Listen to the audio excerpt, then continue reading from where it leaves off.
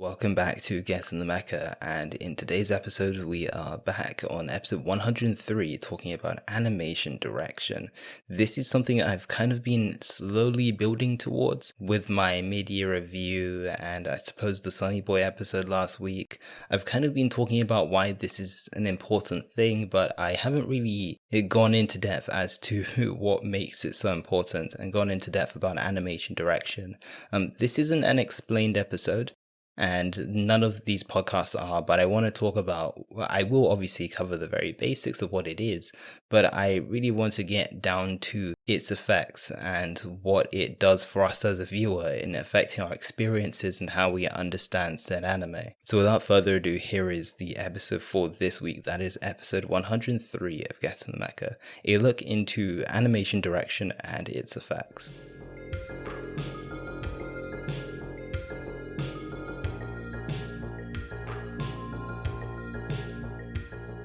Just a little disclaimer, even though I'm sure you know this, but I'm not an expert on this topic or these topics regarding animation and so forth.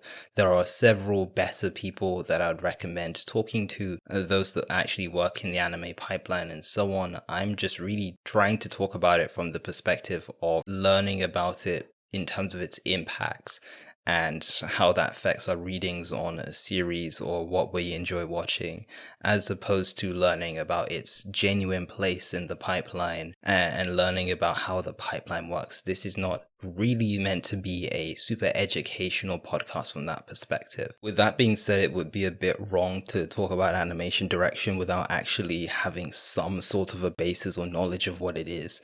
And so essentially, animation direction is a part of the larger anime pipeline, or at least the process of making anime.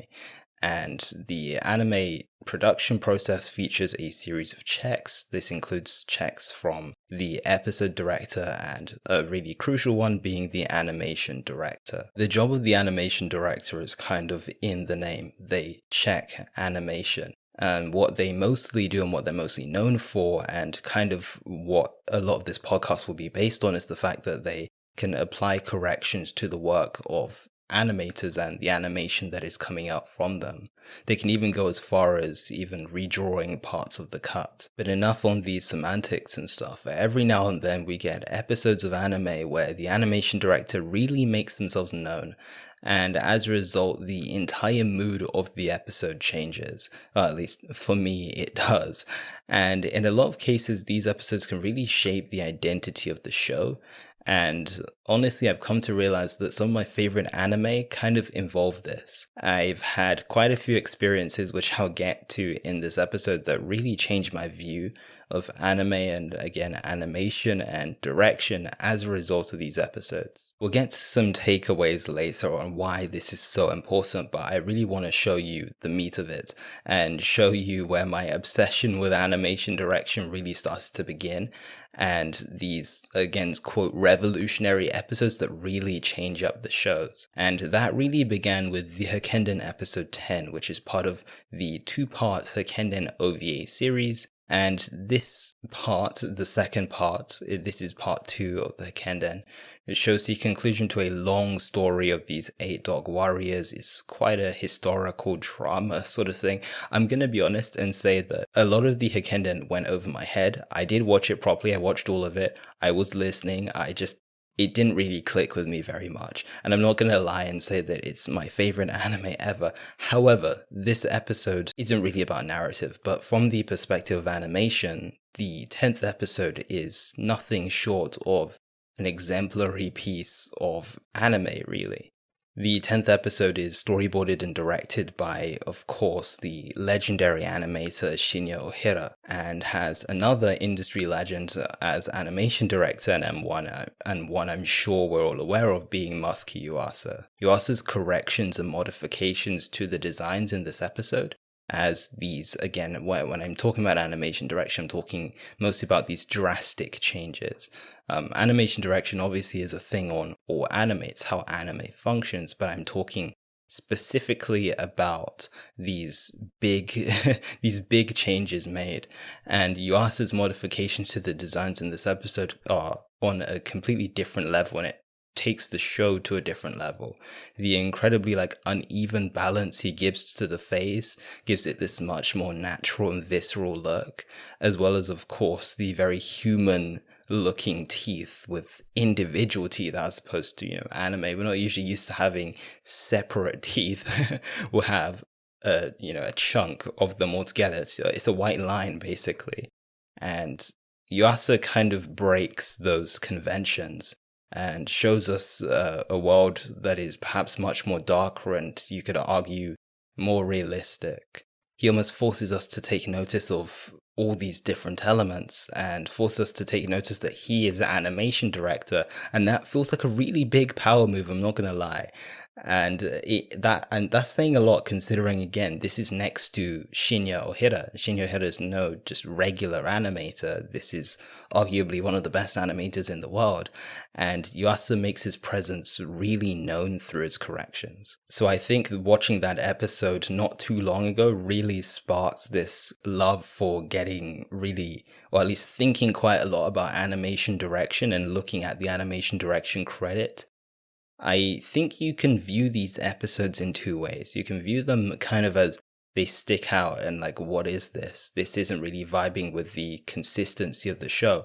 And that really comes from a view in which if you view anime as needing to be a completely consistent product, then perhaps you might have a point. But if you view it as a bit more experimental and flexible, like me, then I think you can also view it as pushing the material further and giving the artist the opportunity to lift and elevate specific ideas and emotions.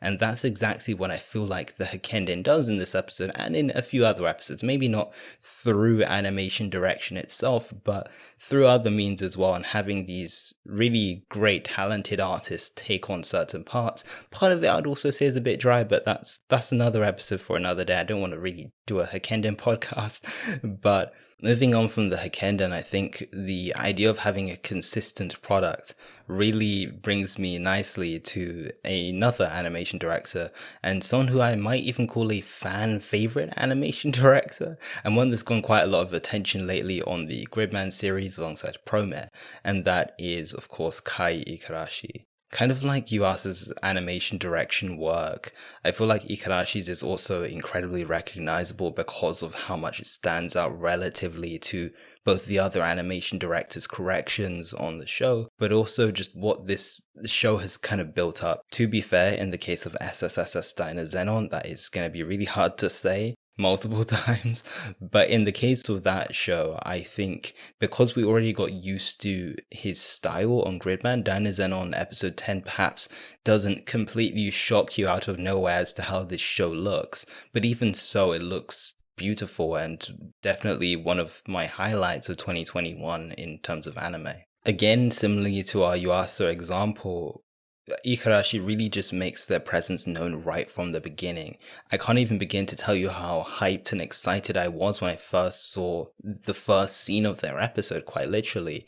At the beginning of Dynazenon episode 10, you have the Kaiju Genesis all standing in a line, and all their uniforms look slightly different, and that's something I also really love about this. And again, it only comes out of if you view anime as this potentially like inconsistent product. When the thing with Kai Kirashi's AD is that not every shot has the same consistency. One scene though looks one way, and then you kind of come back and then they look slightly different. It's not the faces look exactly the same, just scaled down based on distance. I don't say they're always different, but a lot of the time they are. And again, some people would maybe have an issue with this, but I love the inconsistency. I love how drawn it feels. It feels authentic and as if it's made by people. Something that I, again, always have loved about anime, just knowing that it's made by people and seeing them almost communicate with the audience silently through their drawings is just really fascinating. And Igarashi's animation direction is just another great example of this. I would say it's perhaps a bit more consistent with the traditional I don't really like saying traditional, but at least what people are used to when it comes to triggers, outputs, what they know from, say, the likes of Sushio or Yo Yoshinari or Ichigo Kano, for example. This kind of fits that that train of thought. I think animation direction again is really important, and these modifications to the designs, at least these more radical ones, can be really great for changing how we understand emotions in the episode, and just simply changing the shapes and style temporarily of said drawing can really do that, and Ikarashi taps into that. Considering the premise of episode 10, which concerns the emotions of the past and the experiences which shape the Dynazenon pilots, we can argue that Ikarashi's take on these designs really help uplift these ideas of, again, the past and our own emotions and so on, by just having much more expressive looks and faces.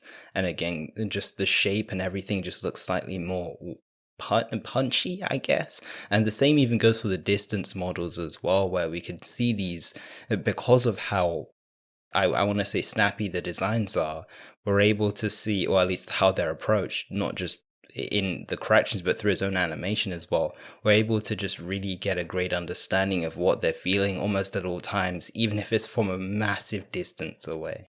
And then finally, the show that I really wanted to speak about this episode being Space Dandy, and the final case study for this episode. The show is often labeled an anthology because of how different every episode is, and honestly, they have a point. Featuring some pretty famous animators and animation directors like Kiyotaka Oshiyama, Masuki Uasa, Yoshimichi Kamada, Gosai Oda, Hiroyuki Ayama, and the list goes on. What comes with that is a diverse and massive range of approaches in this anime, and that's why I mean that creativity is something you can really kind of learn about from Space Dandy, because it's pretty much a test of how creative these creatives can really get. Kamada's AD work, for example, is really fitting with their style as this, quote, neo-Kanada school animator, or arguably a Kanada-style hybrid animator. There's so much definition in the heavy lines to help them portray Dandy as this like hardened man of culture, when in reality he's a total goofball who doesn't know what he's doing at any time at all. Honestly, I think that contradiction is really beautiful, and I think we have to start thinking about how, and I'll say this in the takeaways, how animation can kind of contradict the message, but in a good way. Animation is very much a part of communicating messages and ideas, kind of just like writing. And once you tap into that, I think animation direction is a great place to start tapping into that. I think anime becomes so much more interesting as a result. And then on the opposite end, we have Kiyotaka Oshiyama, a creative you may be aware of from works like Flip Flappers, which he directed, as well as Den-no Coil, which he featured as an animation director in several episodes on. That Oshiyama, though, I'd say, at least not Flip Flappers, I haven't watched Flip Flappers yet, but Den-no Coil, I'd say that is a very different Oshiyama versus what we get in Space Dandy. Oshiyama in Space Dandy is so untamed, is so unchained, and you can tell the amount of freedom they got because they've really went to town with the corrections and really went to town with really making this episode, putting their stamp on this on the episodes in which they're on. What I've always found so pleasant about Kiyotaka Oshiyama's work is how rounded and perhaps bubbly the facial corrections are, and the corrections to the body and characters in general. They work on Eun Choi's episode, which is a really phenomenal episode, by the way. And I think it also is a bit of a contradiction because Eun Choi's episode is kind of about them going to a planet in which has these plants that live, and they actually have a really like profound story about their life and how they kind of weren't supposed to evolve as far as they were, and then they kind of de-evolve at the end. Spoilers, by the way, but I think you kind of just have to see the episode for yourself. And that episode kind of, again, has a bit of a contradiction. It's like this goofball with a very goofy look, but in a kind of serious and quite sublime environment. And that episode really evokes a lot of emotions, and you kind of get to see that. I think the very diverse approach to animation direction, animation in general in Space Dandy, is a really great example and is symbolic of the infinite possibilities that space has to offer and provide. I think those working on it, particularly, of course, Shingo Natsume, the main director, as well as Shinichiro Watanabe, the chief director, understood that in order to really portray the galaxy and perhaps the universe as expansively as possible, and to show how diverse and, again, vast it is, you really have to give the visuals a look as well as just the writing. You can write space as massive, you can showcase it as massive, but from the visual point of view, and to show again how infinite this place is, you kind of have to allow the artist to explore what infinite is to them and showcase every other possibility they could come up with. It really goes to show that a slight change in a single credit can change your entire view of an anime episode. We're getting to the end of the podcast, which means it's time for some takeaways. So what are the fake deep things that I can come up with when it comes to animation direction? I think animation direction points out something really important about how we view anime and animation, but also how we view direction as a whole. When it comes to animation and the anime pipeline, I think we tend to think of it as, or sometimes as, the studio or even just the team. But I think my view when looking more closely at animation direction has shifted towards thinking of it as a collection of talented individuals or creative individuals. What exactly do I mean by that? They are kind of similar, I know, borderline the same. What I mean by that is that I think that each individual brings their individual experiences, influences, their artistic outlook, their outlook on the world, and how they understand the medium of animation, and provide it to said products or said projects, And as a result, I think that that's why you get works like Space Dandy. And you can't really get that without that vision. And hence, I think viewing it as a studio doesn't really capture the creative potential of the individuals on the project. In terms of direction, I think the big takeaway from looking at animation direction is really how intricate direction can be and how refined it is in how it goes beyond just, shot this, shot that, and moving through an episode. It's a common thing also when people talk about adaptations as well. And even though, we are speaking mostly about original anime in this episode, I kind of even did that unintentionally. But even when it comes to adaptations, often people talk about, manga are just storyboards, right? Just do the same thing, when in reality, it's not that. It's much more intricate. It's a craft. And the same thing for animation direction as well. I'm starting to appreciate it, I think, more as a craft. It's not just lines, it's what lines are you using, it's how thick are the lines, where are the lines, what are the proportion of the lines, all the lines even, are they not even, all these things matter. And animation direction has started to really teach me how important, again, how refined animation is and how direction is as a whole. As cheesy as it sounds, I think we have to read into the lines, we have to read between the lines, and read what the lines mean as well, because there is so much value to be extracted, and animation direction is a really great start to learn more about this. With that cheesy quote out of the way, that is this episode done for this week. Thank you for listening. If you did enjoy it, I would always appreciate it if you left a like, if you subscribed, if you reviewed it, if you told people about this podcast online, on Twitter, on Instagram, wherever. Spread the word about Get In The Mecha. That would really help me out. And if you want to catch me out of this podcast, because I hardly promote my Twitter these days, because I don't think I really need to, but if you really want to see me outside of just talking on a video every week or talking into your ears every week, then feel free to follow me on Twitter. That is at Get In The Mecha, just same name as my YouTube name, so be sure to check that out. I tweet a lot about animation and stuff, as you would expect.